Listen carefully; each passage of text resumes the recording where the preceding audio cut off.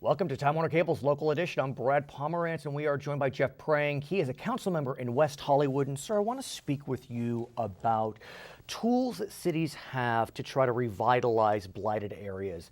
For decades, cities had what was known as redevelopment agencies. We know a few years back, redevelopment agencies were eliminated. Right. Whether that's a good thing or a bad thing, I'm not going to comment, but I know that cities have been very upset about it. They have no tools left to lure business, to change neighborhoods that need some repair. What's happening on that front, though? Well, I think there were obviously some problems in redevelopment. There were big newspaper stories that caused a lot of pause amongst members of the public. Golf courses. Yeah, but redevelopment was still fundamentally a good tool for cities to help eliminate blight and to invest in jobs and economic development.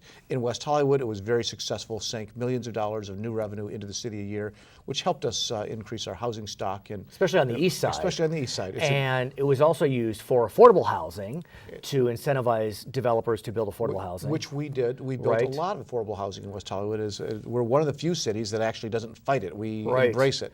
So there have been moves to see if some version of redevelopment could take off again, be it focused on affordable housing or allowing voters to pass certain measures at a lower level.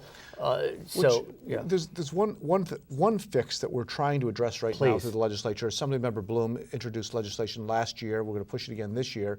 And that would be for cities like West Hollywood, which had projects underway where bonds had already been issued, where there's debt that's already being incurred.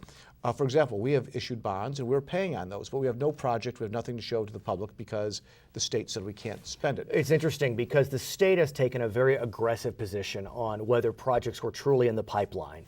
The state allowed projects that they perceived to be in the pipeline to continue, but they fought several cities in saying this project hasn't started yet, so we're taking the money for it. Several cities did try to beat the deadline. They rushed projects ahead for the purpose of trying to save that money. That's not what we did in West Hollywood. There's lots of other cities that had legitimate projects legitimately in the pipeline.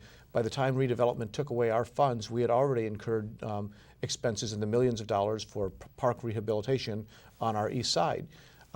We are now paying on those bonds, and we will be paying on those bonds for the next 10 years. But you're not doing anything with the bonds. Are they just sitting there? We're making payments on them. Are you getting money from them? I mean, what happened to the revenue? The revenue is going to the bond holders who issued the bonds to us. We borrowed the money from to pay for park repairs.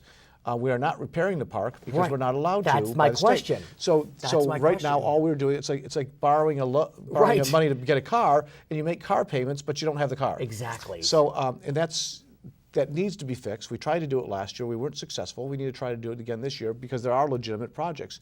The scrapping of redevelopment was an inexact science.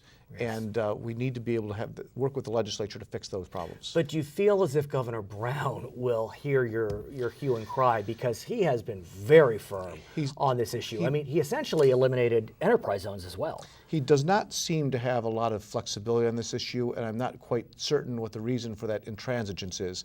But the fact is, redevelopment was the only tool available to cities to try to create jobs, to try to create affordable housing, and to address issues of blight. Cities need to have some tools available to them to attract and maintain businesses, to create jobs and keep their economies floating. And so I'm hoping that he will take at least another look at what some of those opportunities Will the bill get out of the legislature? I don't know. We'll see. It's a little early to tell. His name is Jeff Prang. He is a member of the West Hollywood City Council, and my name is Brad Pomerance. I thank you so much for watching Time Warner Cable's Local Edition.